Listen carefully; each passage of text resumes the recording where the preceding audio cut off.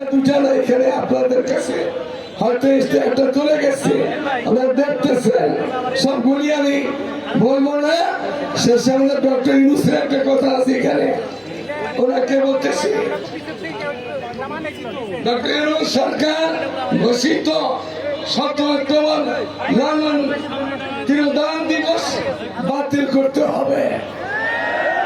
বোঝা গেল ডক্টর ইউনূস এমনি তো তার সম্বন্ধে সারা দুনিয়া জানে এটা সুদখোর, এটা সুদখোর।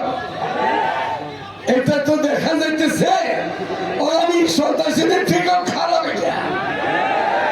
এখন তাকে বলতেছি আপনি যে অক্টোবরের 17 তারিখে তিরোধানের বাতিল চাইতেছে তা আপনি তার পক্ষে আছেন। আমি 7 নম্বর সংরক্ষণের আমল নিয়ে কুষ্টিয়া গেছিলাম। কুষ্টিয়ার মহাসড়কে একটা ছবি দেখছি, যেমন এই মূর্তিটা কার বলে, এটা বাউলের মূর্তি। আসল সাইজি যে বাউল ওর মূর্তি লালনের মূর্তি। এখন ওই লালনের পূজা হয় প্রতি বছর সেখানে, আর আমাদের সরকার বাহাদুর সেটাকে অনুমোদন দেয়। এই সরকার তো আমরা চাইছিলাম না, এরকম নাস্তিক সরকার, মোটা সরকার তো চাইছিলাম না। দেশ স্বাধীন হয়েছে নতুন করে ভালো সরকার চাইছিলাম।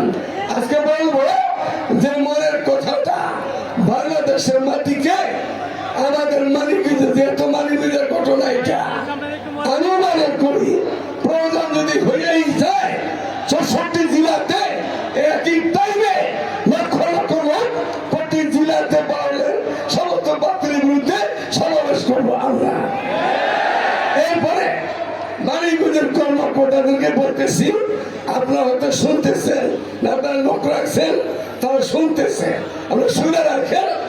আর বাউলের এই সমস্ত এই কথাগুলো আপনি মালিকদের জেলার কর্মকর্তা ডিসিএসপি, আপনি কি মুসলমানের বাচ্চা না বাউলের সন্তান? আপনি জানি না, বাউলের সন্তান হলে আপনি তো আমাদের সাথে থাকবেন না। আপনি যদি মুসলমান বাচ্চা হন, এগুলি মুসলমান কোন মানুষ মুসলমান না, হিন্দু বরদাস্ত করে না, খ্রিস্টান বরদাস্ত করে না, বৌদ্ধরা বরদাস্ত করে না। আপনি কোথায় হাকিম হইয়া কিভাবে এখানে উলামায়ে কেরামকে মুসলমানকে জেলে দিতেছেন, জেলে দিবেন, বন্ধ করেন, বন্ধ করেন। তা যদি না হয় আপনার মধ্যে ডিসিএসপি খোলা মাঠে বিচার করা হবে। কি মনে করছেন বাংলাদেশ আলমুলমার দেশ, বিধ্বংসের দেশ, ওয়াসিদাসের দেশ, তাবলীগের দেশ, আমাদের ইসলামের দেশ? যদি প্রয়োজন হয় হেফাজত ইসলামের সমস্ত মুরব্বীকে নিয়ে নারীকে থেকে সমস্ত অবাঞ্ছিত ঘোষণা করবো। সরকার যদি ভালো থেকে ভালো রাখতে চাও, সুন্দর হয়ে যাও, ভালো হয়ে যাও, ভালো দিন না ভালো করে দিব বলে এতটুকু কথা আমার কাছে আজকে এগুলি পড়তে লজ্জা লাগে, শরম লাগে। ডিসি সাহেবকে বলে যেতেছি, এসপি সাহেব, ওসি সাহেব, মুফতি সাহেব, এটা একটু পড়ে দেখছেন, বলেছি চুটাই আপনার বিপক্ষে। আল্লাহর জাত দিয়া, রসুলের জাত দিয়া, মক্কা শরীফ নিয়ে, নামাজ দিয়া, রোজা দিয়ে, হাজ দিয়া, জাকাত দিয়ে সব হাত দিছে, সব জায়গায় হাত দিছে। এই হাতগুলিকে ভেঙে ফেলতে হবে, না পূজা এইগুলাকে মূর্তির মতো করে আইতে হবে।